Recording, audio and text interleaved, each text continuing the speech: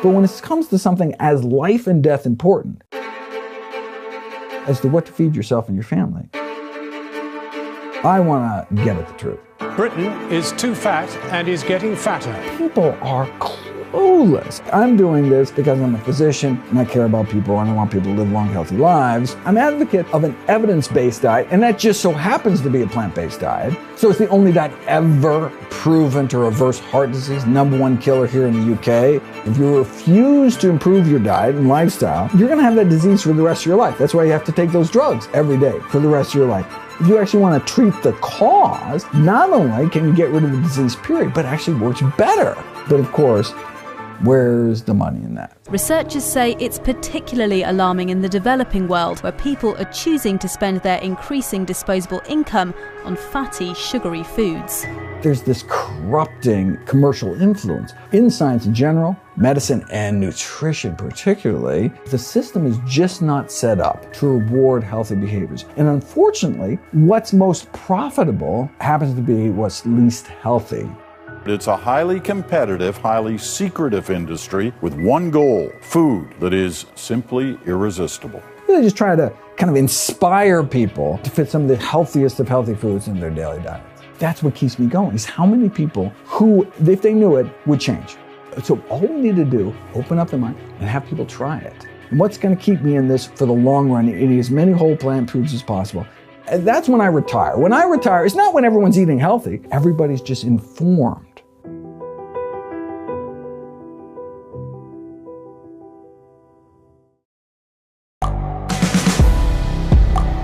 The world is changing. Inspiration is everywhere. It has never been so easy to connect, share, and bring people together.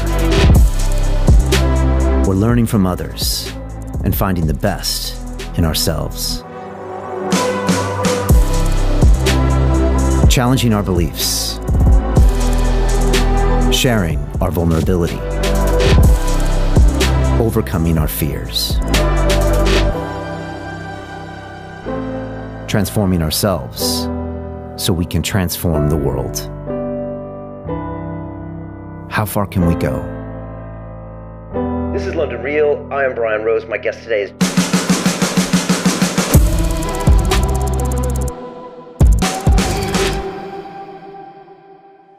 Dr. Michael Greger is back on London Real, and if you remember him from the previous visit, he is a big fan of a plant-based diet, and his book, called How Not to Die, outlines how the top 15 leading causes of death can be minimized by eating a whole food plant-based diet. Now, as you know, last year when I ran my Ironman race and made the movie Iron Mind, I went completely plant-based. And so I love having these discussions, but I also love challenging Dr. Greger on some of his assumptions. And that's what I did during this show. He also has a brand new book called How Not to Diet that's coming out and talks all about the food choices we make. And he's a technical advisor for the brand new documentary film, The Game Changers. And again, we went back and forth about some of the science and pseudoscience involved in that film. And look, I love a healthy debate. I'm no longer completely plant-based, but I do see a lot of the benefits of eating whole foods and plants. Let the discussion continue. One thing is for certain, I love Michael's energy and his dedication to this entire field, and I know you're going to enjoy this incredible episode with Dr. Michael Greger. This is London Real. I am Brian Rose. My guest today is Dr. Michael Greger, the American physician, author, and professional speaker on public health issues, particularly the benefits of a whole food plant-based diet. You've appeared in numerous documentary films, including What the Health, Eating You Alive, and most recently as scientific advisor on The Game Changers. Your 2015 book, How Not to Die, is a New York Times bestseller, and your upcoming book, How Not to Diet, explores cutting-edge science behind long-term weight loss. Dr. Greger, welcome back to London Real. So happy to be back. And the next book, a future New York Times bestseller. #1, that's my goal, I'm hoping. I mean, it would be stupid to bet against you. I mean, last time you were here, I think How Not to Die had just come out, or it was fairly recent, right? About 2.5 years ago. And it did pretty good, right? Amazing. So 33 languages now. Sold around the world. We're at about 750,000 copies. Wow. 23rd printing, something like that. Yeah, really amazing. Why is it so popular? The title helps, I think. I mean, it's kind of catchy Title helps, but titles don't sell books. Right. No, but just to get people interested. Yeah. And then they realize, it's just a very simple kind of look. The first half of the book, right? 15 chapters, each of the 15 leading causes of death. Talk about the role of diet, may play in preventing, arresting, reversing each of our top 15 killers. So bang, bang, bang. Got someone with, someone just diagnosed with breast cancer, go straight to the chapter. It's kind of this modular. Right. Straight to the diabetes chapter, straight to the Alzheimer's, And then second half of the book really centered around, that was the why, and then the how-to. I wanted to make a practical guide, not just kind of a reference book with the thousands of citations, but wanted, day-to-day grocery store type decisions. Centers around my, daily dozen checklist of all the things I encourage people to fit into their daily routine. So, greens every day, the healthiest vegetables; berries every day, the healthiest fruits; tablespoon of ground flaxseed, quarter teaspoon turmeric, the best beverages, best sweeteners, how much exercise to get every day. Really just trying to kind of inspire people to fit some of the healthiest of healthy foods into their daily diets. Yeah, and I was telling you, one of our very first hires here, his mom, watched your episode, and she went really big on the whole thing. It really changed your life. That's the way to do it. That's why I do it. I'm sure you hear thousands of those stories. I love it. That's what keeps me going. Yeah. Is, I go back to the same cities, year after year, and you get those stories of not just individuals, but entire families, right? Revolutionizing their health, and just, and so nothing, and just people, crying all of a sudden, their diabetes is gone. They're going to see their grandkids grow up. That's why I do. So, most of my life is actually not in the public eye. So that's one out of every 3 years. I'm on a kind of 3-year book cycle. Where one, I'm out on the road full time. But the other two is I'm working on the next book. Right? Yeah. And that's all hunkered down in the basement library with no human contacts, me and my laptop screen. And it's what keeps me going day after day, those long hours, it's those stories in the back of my mind, right? Echoing in the back of my mind. And those images, I see their faces, Because I've heard writing a book is the loneliest thing to do. Oh, well, yeah. And I'm all in. When I get into book writing mode, everything gets shut out. Why is that? Well, it has to be. You have to immerse yourself. It's like, learning a new language or something. So for this obesity book, for example, How Not to Diet, there's 500,000 papers written in the peer-reviewed scientific literature in the English language on obesity, right? With 100 new ones every day. So, every hour, I'm a couple, go to sleep, forget about it. You're way behind, right? So even people in the field can't keep up with beyond their own little narrow, subspecialized domain, right? Yeah. And so and it's a really conflicted literature. So simple research questions like, should you ideally eat before or after you exercise? Or should you, should you skip breakfast or not in terms of weight loss? And it turns into 1,000-article research projects. So that's a book-length research for one little teeny question. Some studies say one thing, some studies say the other. You have to look at each study, read the primary literature, and say, wait a second, why did this study have a different outcome than this? What's the difference in their patient populations, the difference in their interventions? And so you can't get a phone call in the middle of that, right? You need to just complete, and then that's when the synthesis happens. That's when, wait a second, could that one disparate little thing I learned in that article written in the 50s have something to do with this article here? And then you bring it all together, right? And I read literature chronologically, always start with the oldest, right? So I can kind of get my heads into the research, just so it's like a detective story for me. I don't want to read the recent review and get swayed by whatever some contemporary reviewer's thinking about it. I want to read the original literature, the primary literature, and I want to go through it as the researchers did, plotting what's the next research question. Are they going to get answered? Are they going to remain unanswered? And so every little research question is this whole kind of historical deep dive. And you can't, if you get interrupted, it takes you a while to kind of get back into that. And so then things start to make sense. Then the connections start to come.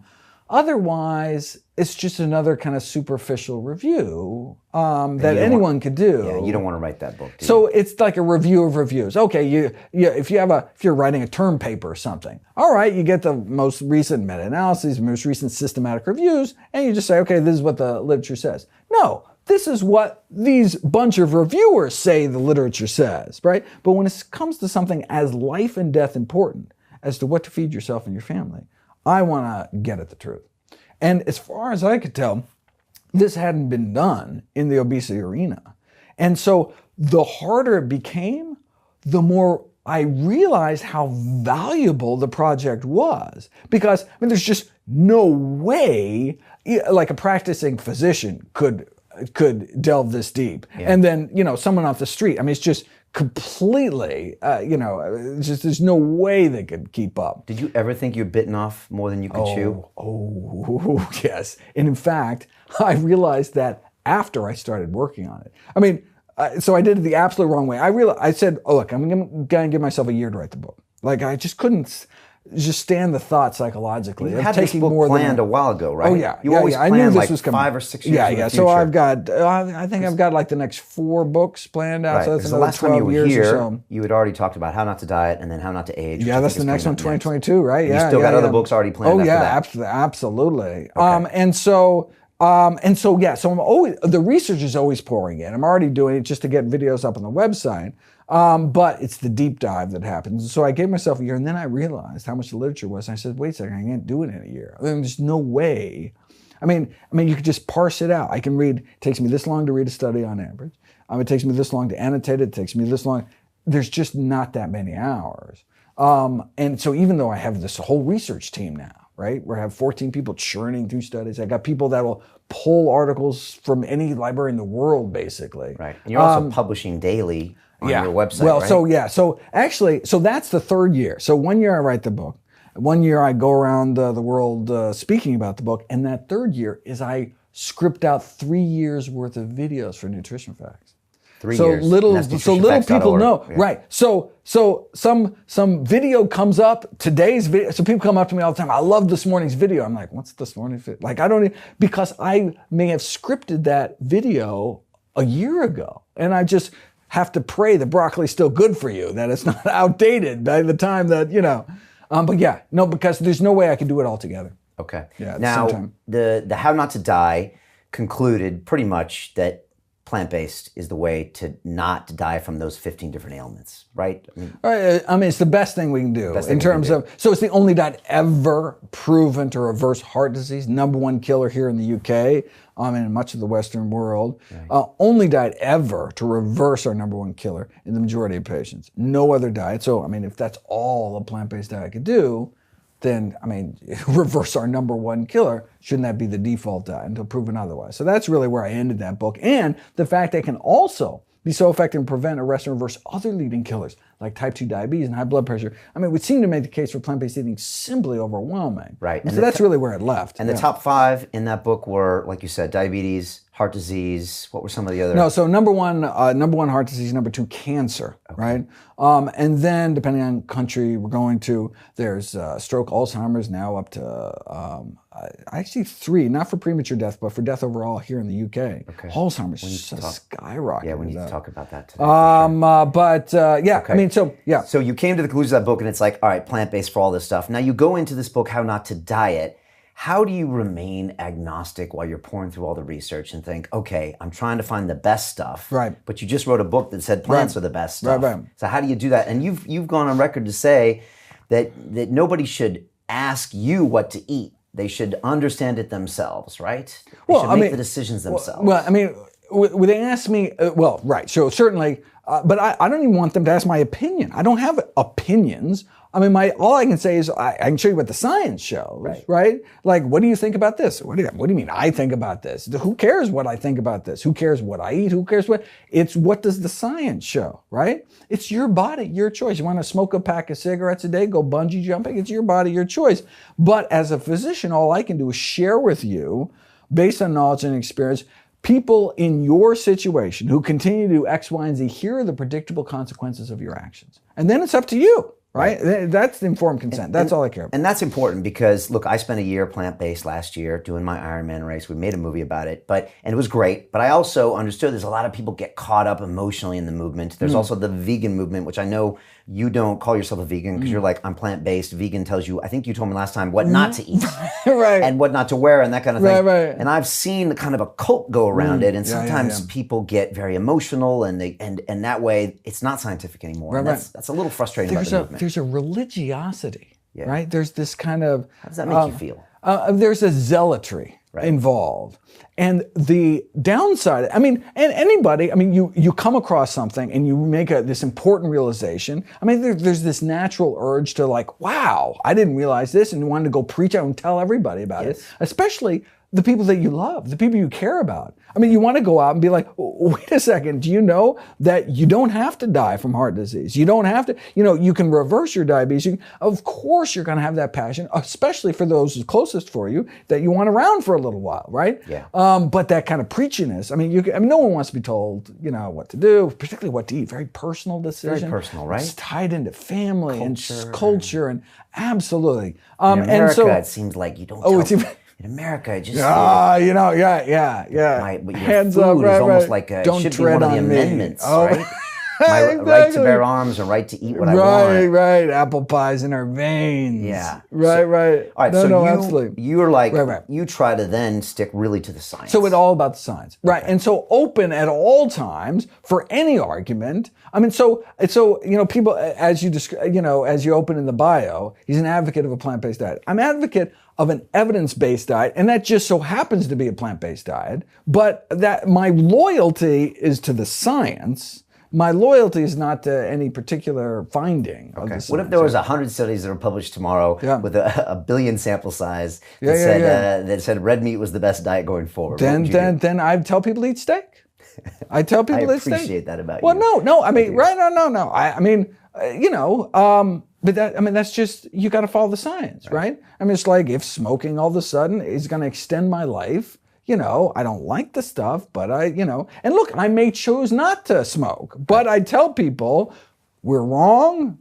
Go out there and smoke if you want to live long. Okay. All right, so you go in to do this How Not to Diet. What were some of the big things that started materializing as you're gelling and getting all this stuff? And again, you're underground, literally and figuratively. And I know because I knew we reached out to you last year to actually do a Skype call for our documentary, and you said no, and it hurt my feelings, but I thought he's writing another big book. And people should also know that you donate the profits of your book to charity. That's a big deal. No. That's a lot of money for your last book. Well, no, but it's so important from so many reasons. It was, Nathan Pritikin saving my grandmother. I want to do for everyone's family what, Pritikin did for my family. That's really what the motivation is.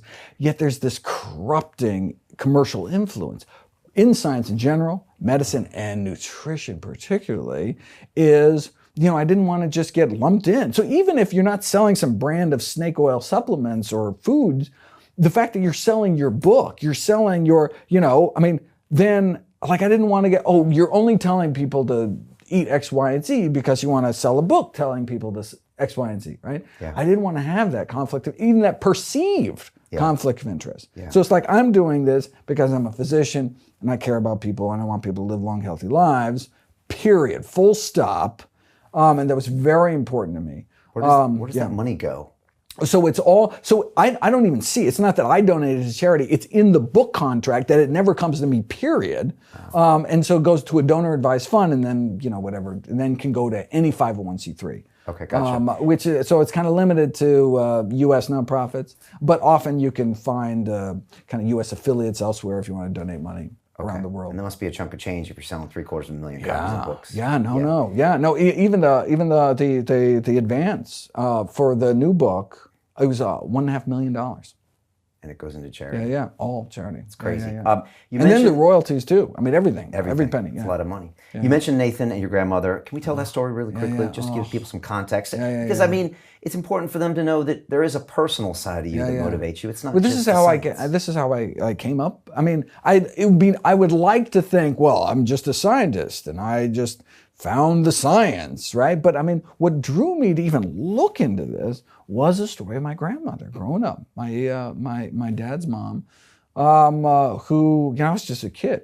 when she was sent home in a wheelchair with end-stage heart disease to die. Wow. Where'd you grow up and what year was this?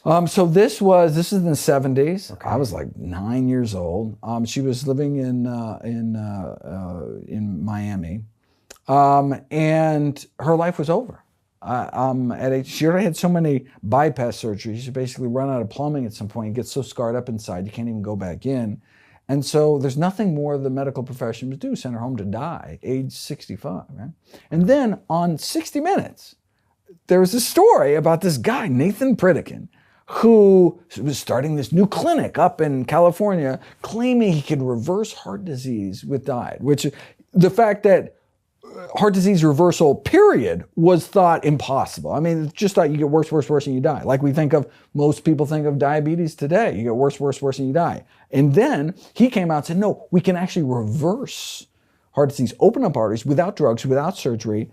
Come to my clinic, I'll show you how to do it. And this is 70s, 80s when he said 70s, this. late 70s. Late 70s, yeah. okay. Started to open the clinic. And so my grandma... 60 Minutes, by the way, so people know, that was the only way you could hear about things back then. I mean, that was kind of the internet. That and Oprah. Right. That was the big, right. Especially for new ideas. New ideas. You wouldn't hear that on the news. And so somehow she made the cross-country trek in her condition to become one of his first patients. She's actually featured in Pritikin's biography called The Man Who Heals America's Heart. Talks about Francis GREGER, describing her as one of the death's door people, where, they wheeled her in and she walked out. In fact, within 3 weeks, she was walking 10 miles a day. She was given 3 weeks. 3 weeks. It was a graded exercise program along with plant-based diet. And she, because although it may take months for the actual plaque to open up, you can get an immediate improvement in the function, arterial function, even though the arterial structure improvement can take months. Okay. But within weeks, you can get 80-90% of angina gone. That crushing fast. Chest pain. That fast, meaning that could have happened a year before, 10 years before, it never happened to happen in the first place. Like your body wanted to be healthy, but you were stabbing it with a fork 3 times a day. And all you had to do is just stop the re-injuring, and your body can heal on itself. Right? Does it happen to anyone, or is it specific people have that reaction, or will most people have most people. Most people. Okay. So Ornish's work showed that about 80% of people actually get that clinical reversal, and the earlier you can catch it, the better. But one of the things about medical training I learned that I think was one of the most kind of hopeful signs was that within 15 years of stopping smoking, your lung cancer risk approaches that of a lifelong non-smoker. Isn't that amazing? Your lungs can clear out all that tar, and eventually it's almost as if you never started smoking at all. Yeah. And every morning of our smoking life, that healing process starts to wham, first cigarette of the day, re-injuring our lungs with every puff, just like we can re-injure our arteries with every bite. When all we had to do all along, the miracle cure, is just stand back, stop re-damaging ourselves, and let our body's natural healing processes bring us back towards health. Right? Yeah. The human body is like a self-healing machine. We just have to stand back and let our body work its magic. Right? Yeah, I've done that a bit with cigarettes, with alcohol, and then last year with plant-based, and yeah, it is amazing. Amazing. It's interesting. My grandparents were cattle farmers, just like actually Dr. Neil Barnard's as well. So I watched my grandparents, go through that business, and then the diet that a lot of times just goes with that business as well. And they died of things that now I always wonder if it was presentable. Heart disease and stroke, and then more heart disease, complications from putting stents in, and it always makes me wonder, if they had other options.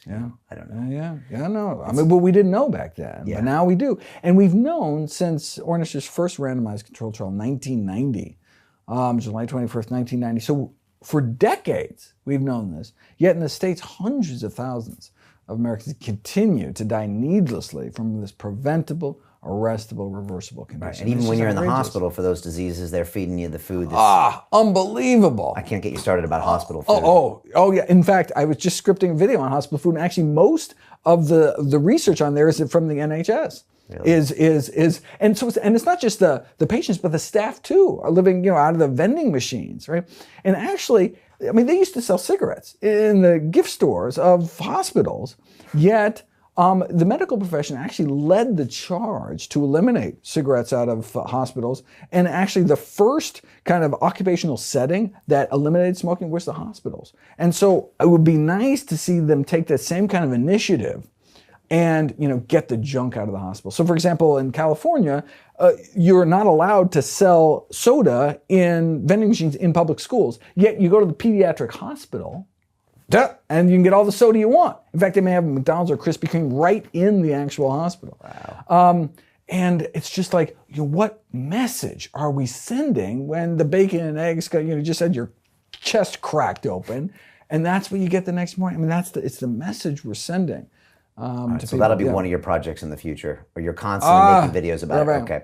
Yeah. So you saw your grandma go through that, and that inspired you. You weren't a doctor yet. Well, no. Oh my God. Right. So 9 years old. And in fact, back then, it didn't even occur to me, right? Because for me, for the little kid, it was like, oh yeah, that's what happens. You get sick, you go to the doctor, you get better, right? Little did we know that was this just near miraculous event back then, where we didn't even think heart disease was reversible, period. And it actually wasn't until Ornish was able to show with some called the quantitative angiography, where you actually inject a dye, actually see what's happening inside the arteries. All Pritikin had were clinical reversals, meaning someone can't walk, someone can't, chest pain or calf pain, and then all of a sudden start eating healthy and they feel so much better. And the skeptics are like, well, yeah, it was like placebo effect or whatever. Right. Until we can actually see what was happening inside the artery. So that's what Ornish added, actually being able to prove it there in black and white, see these angiography pictures of the arteries opening back up without the surgery, without the drugs, as if you just put a stent in there, but it was like a stent made out of broccoli. That's what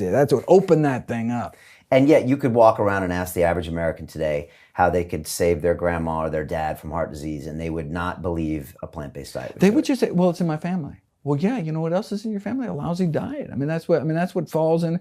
But so for most these chronic lifestyle diseases, about 80%, are completely preventable, arrestable, reversible. These are diseases no one has to die from.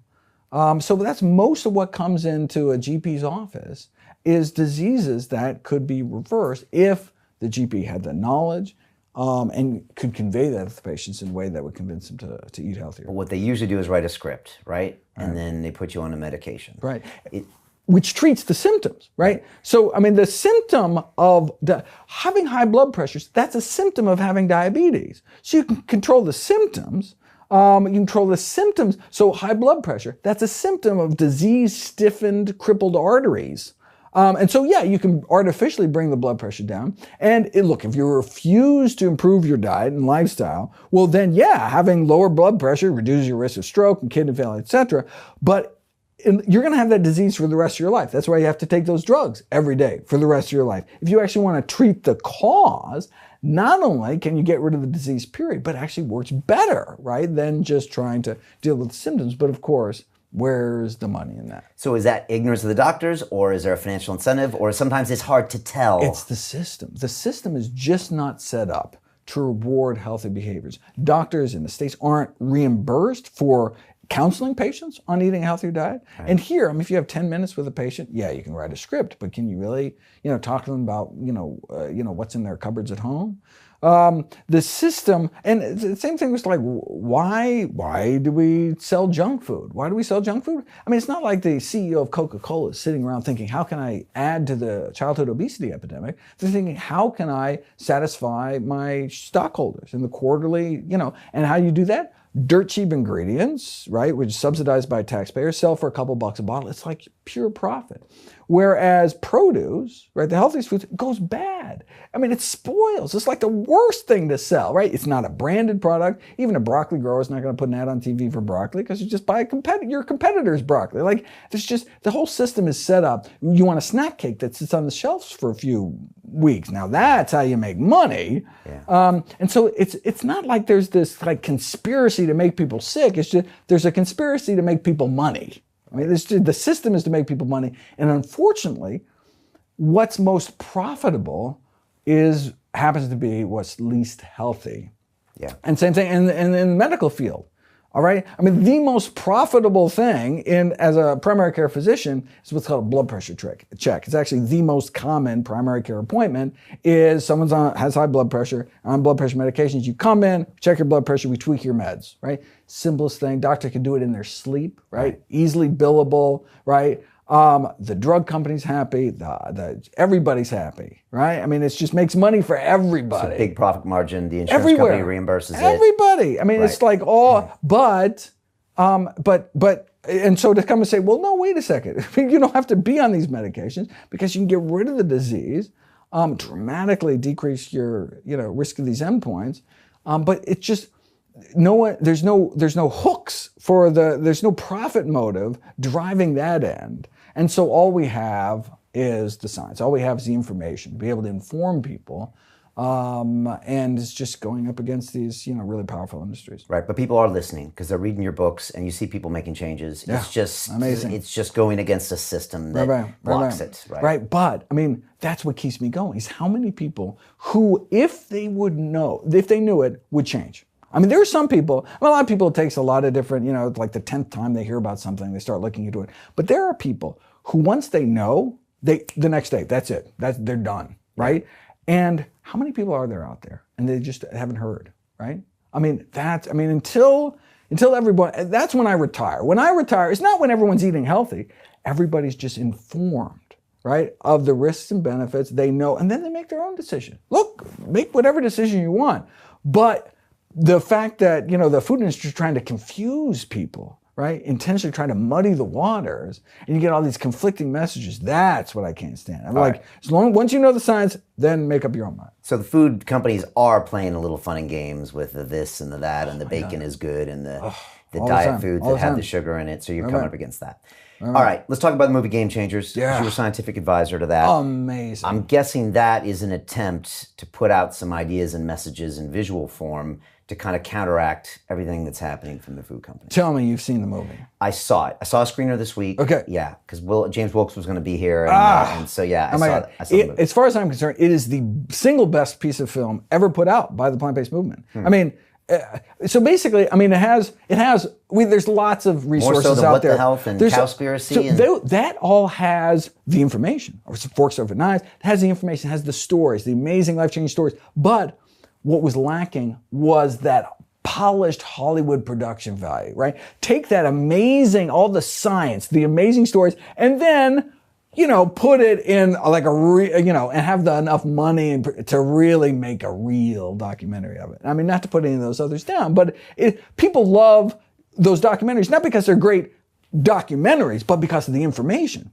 But imagine if you had the information plus a really slick, well-produced, it's like the best of both worlds. All right, so you're dealing with someone's kind of base level of brain, so they can just see the pictures and say, okay, I'm going to go to this. It's gorgeous. And so how were you involved as scientific advisor? Yeah. Well, so I originally, I was just called to be part of the film. She was being interviewed for the film. And I remember being with, James Wilk, who's like in some little like seedy hotel with him, like the little camcorder on a tripod somewhere. And it was like highway noise outside, whatever, but we were trying to get something. This is when he was just like shoestring budget, blah, blah, blah. Years and years ago. So, we did a couple hours, and then he comes back. He comes back to me. I haven't heard from him in a while. Comes back. He says, now we finally got some funding for the thing.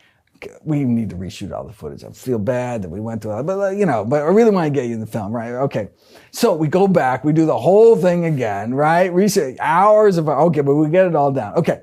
Then, I know it's like another year goes by. Then it comes, okay, now we really have money. Then we got these fancy high-def cameras. We got, James Cameron, Arnold Schwarzenegger. Yeah, okay. So we did it again. We do the whole other thing, a whole nother afternoon of film, and go through with the entire crew now and all the lighting, and then I get cut completely from the film. No, but I am 100% in favor. I wouldn't replace a frame of that movie with me or anybody else. It was just done perfectly.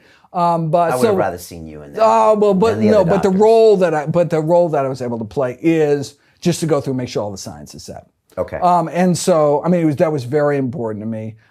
Because what so often happens is if there's one little tidbit of the movie that is in the slightest bit misleading, they'll take that and baby out with the bathwater. I mean, that's all they need is one thing to attack. And so my constant refrain was, we want to take, so if you have like 5 statistic, for example, on how much water does a pound of beef cost, make to make.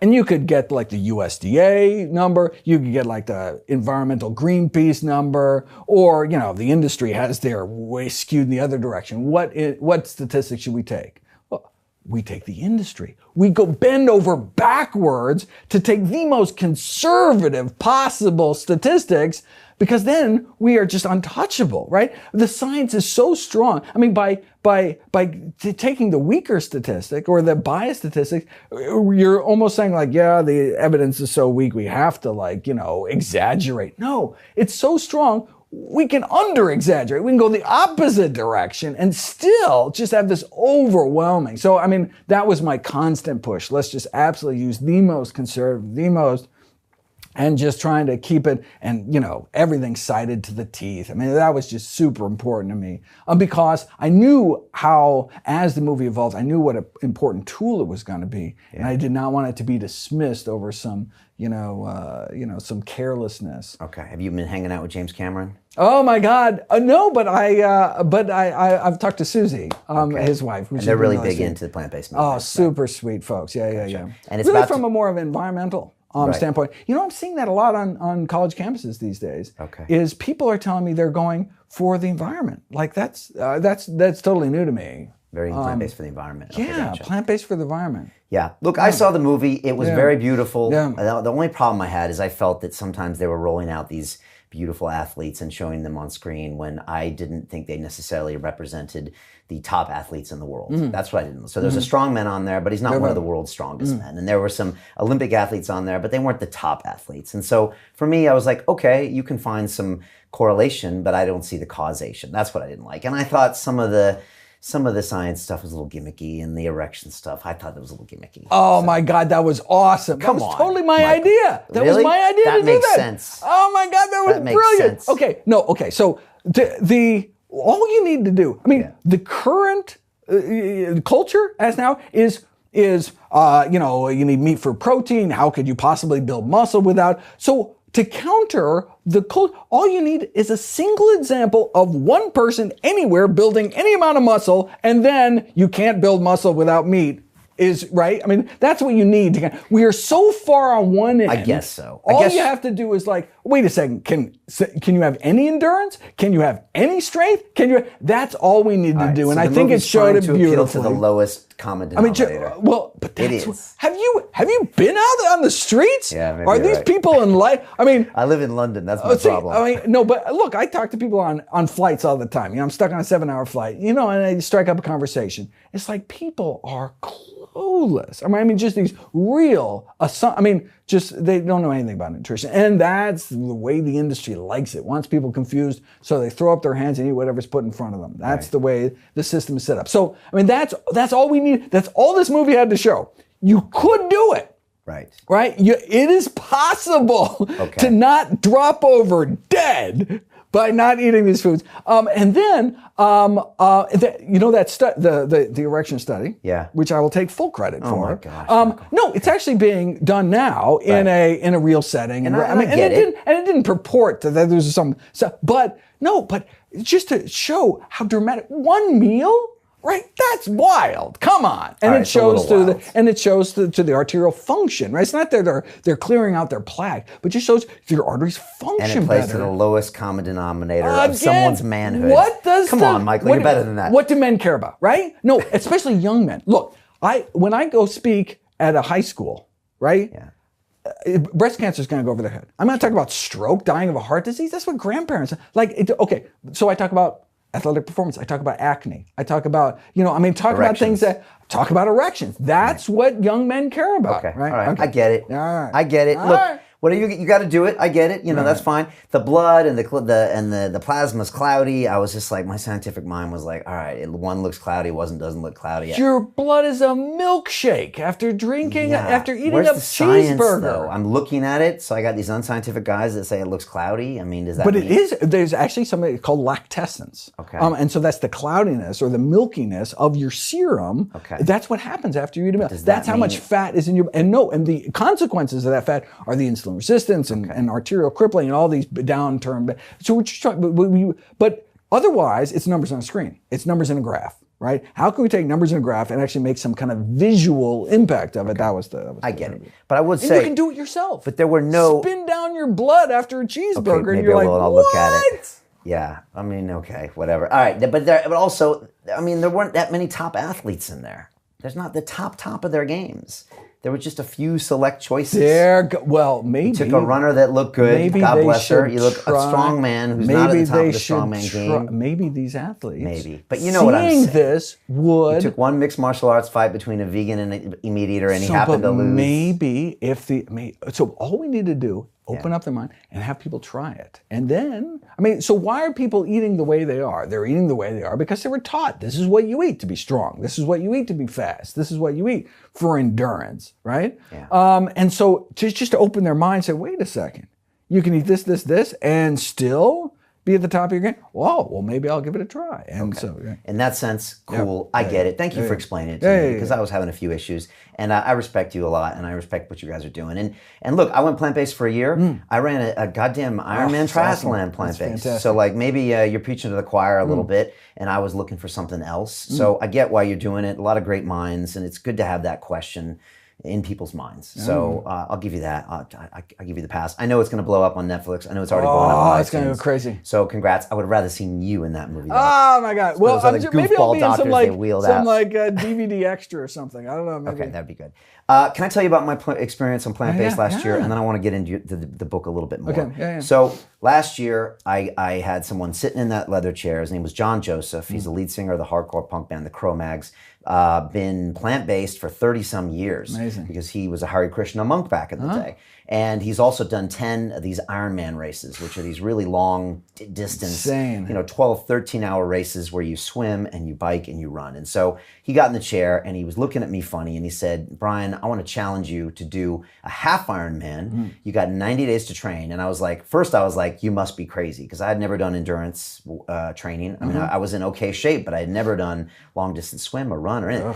And I said, okay, maybe. And then he said, but you're doing it on a plant-based diet. And I was like, what are you doing, John? There's a scene in the movie where he walks in my Airbnb in New York and I'm cooking eggs and bacon and he throws it in the trash and he takes me across the street and I'm drinking smoothies.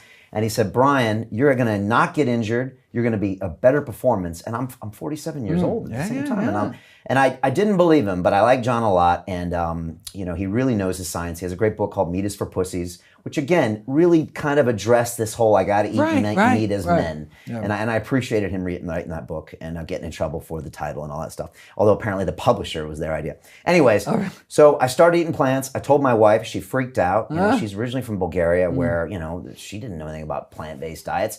But she adopted and adapted, and all of a sudden she's making black bean quinoa nachos with vegan cheese, and we're rocking and rolling. And I had to I first wasn't eating enough, so I was a little bit calorie deficit. But once I figured that out, I had a great experience. I ran the race, and I felt so good that I kept it up for the whole year. So a year I went plant-based.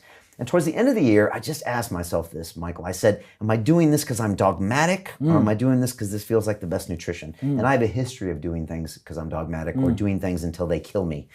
Drinking, drugs, being a banker. So it's true. So I thought, why am I doing this? And I introduced some fish back into my diet and some grass-fed beef. And I just thought, you know what? I just don't know if it's the right nutrition source for me. Now, I am not doing a lot of that. I still eat a lot of plants, and I'm not eating cheeseburgers all the time. Right. But for me, I feel good with this diet. And I've had a lot of people that have been vegan here for 5 years that are actually now starting to experiment with some animal protein. So what do you think about that? Well, it sounds like you're eating better than 99.9% of people out there, right? So that's fantastic. You're probably right. If there was one thing, if you were going to obsessively commit to one thing in your life, rather than alcoholism. I mean, a healthy diet. The number one cause I of have death. a healthy diet. I'm just not 100% plant-based. Right. Okay. But you could eat a healthier diet, right? And we could all eat a healthier diet, right? Every time, it's a zero-sum game. Every time we put something in our mouth, there's an opportunity cost. There's a lost opportunity to put something even healthier in your mouth. And this goes for anything, right? You eat a banana, you just had a lost opportunity to eat blueberries, which are healthier than a banana, right? So you just put one thing on oatmeal or another thing on your oatmeal. Right. And so that's like, when you say is X food healthy or not? Is grass-fed beef healthy? Compared to what? Compared to bacon? Absolutely, right? Compared to chickpeas? Nah, that'd be hard, right? But so everything we eat we should just all try to nudge everything up. And if eating a little bit of animal protein is going to keep you eating all the other wonderful food in your diet, right? I mean, if just that psychologically, right, saying, well, I don't want to be one of them, right? And it's not necessarily that. Or look, I don't want to worry about holidays or whatever it is. Yeah. If that on a day-to-day basis keeps you, stuffing your face with all those healthy whole plant foods, it's not what you eat today or tomorrow or birthdays, holidays, special occasions. It's what you eat today for like decades from now. What are you going to be in decades? So whatever makes it sustainable for you is the healthiest diet. Okay. So if that includes beef, and if otherwise you would just forget about it, right? So people who go all in, these people do the cold tofu kind of thing and all in, and they're like, wow, I feel so good about myself. But then 6 months later, they're back eating cheeseburgers. Well, then maybe if they would have went slower and figured out how to make it work within their lives, make it convenient, and then maybe they would have been doing this. So the 6 months aren't going to help them in the long run, right? So it's really about how knowing your psychology and what's going to keep me in this for the long run, eating as many whole plant foods as possible. And that's really the crux. It's how many whole plant foods are you eating? That if there was one question. And so it's not how much meat are you eating? Right. How many whole plant foods? Now, if you eat meat, you're kind of displacing, right? There's a certain number of calories and satiety that goes along with that. And so you may end up at the end of the day eating less full. But in terms of health, it's how many whole plant foods you're eating, full stop. And the primary reason these other foods aren't good is because they may undercut your whole plant food consumption, in addition to whatever else they have bad in them. So yes, some have saturated fat or trans fats or too much sodium or cholesterol. But part of the reason that they're unhealthful comparatively is because it's that bite for bite. It's that substituting one for another. And so if you're going to eat meat, make it the best meat. Right? You're going to eat cheese, make it the expensive, really high-end cheese. It's people who are eating Velveeta and American cheese and they're just they don't even taste it. They're watching TV, eating Kentucky Fried Chicken or something. It's you're not even enjoying, you're hurting yourself. If you're going to hurt yourself, right?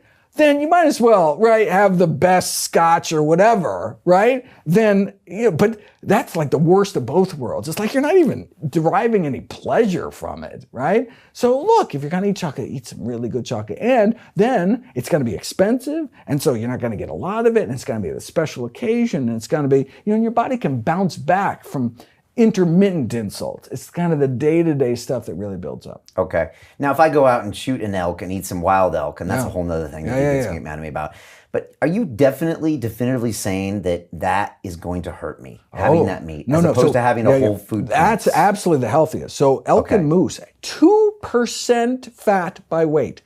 2% fat. When you go to the store and it says extra lean, that's 28% fat. That's the extra lean, right? Okay. 2%. So so that's actually what chicken used to be in 1896. 2%. Now it's 23%, 10 times more fat. Really? But yeah. So wild caught game without lead ammunition. That's critically important. If you shoot that elk with lead ammunition, it's a bad thing. But so copper jacketed, no lead. But yeah, venison. And so there's actually experiments done. Primarily there's a research team in Australia where they did compared eating wild meat, which is kangaroo there, but that's their venison. Right. Compared to conventional store-bought meat, it's a significantly lower bump in postprandial inflammation after eating, significantly less inflammation in their blood within 4 hours after eating the kangaroo meat compared to conventionally bought meat. Now, you could argue, why eat anything pro-inflammatory at all? If you instead ate plant foods, you actually would have an anti-inflammatory reaction. Okay, fine. But if you're going to eat meat, that's absolutely the least harmful meat is the wild-caught meat. Okay, fair enough.